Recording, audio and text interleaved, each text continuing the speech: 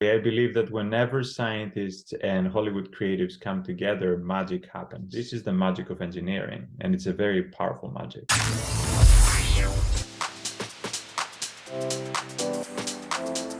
The phone call actually came back in early August of 2014. And I received a phone call from Rick Lavert, who is the director of the Science and Entertainment Exchange. It is a non-profit program of the National Academy of Sciences. They had decided a few years before that it'd be nice to bring scientists together with Hollywood executives, producers, writers, and I think it's a fantastic idea. And they said, well, we have a last-minute request. Could you fly to Pinewood Studios in Atlanta, Georgia in the next few days? And they ended the phone call with like, well, this is about another Marvel superhero movie. It's Ant-Man, and Paul Rudd may be there. I wasn't quite sure what they wanted with a quantum physicist, and I think they were just looking more for somebody who could explain what's happening when you really shrink. You shrink like, to ant size, but maybe you go a little bit further because you're trying to go, I don't know if you've watched the movie, between the molecules that make up the villain's, suit.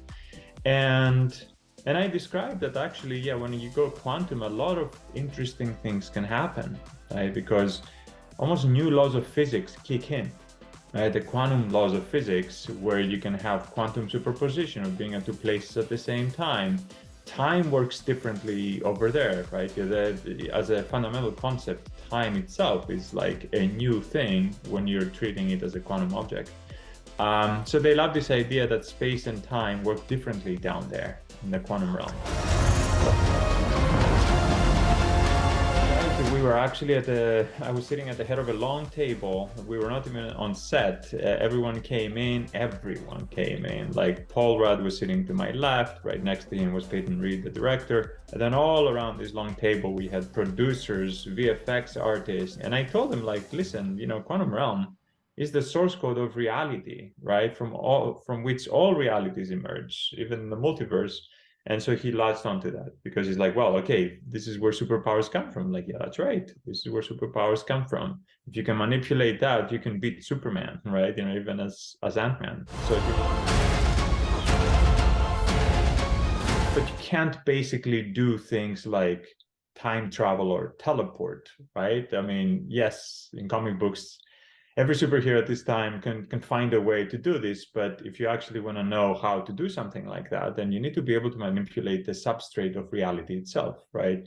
The thing more fundamental than space and time, the things that from which the laws of physics potentially emerge.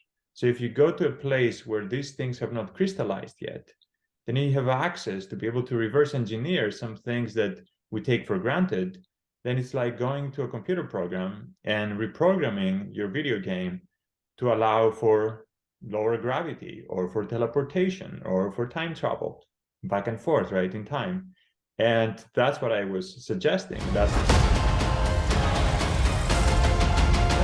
It would be great to get science and scientists to work with creatives a lot more often. There's a lot of magic in the world, and scientists try to bring this magic down to reality.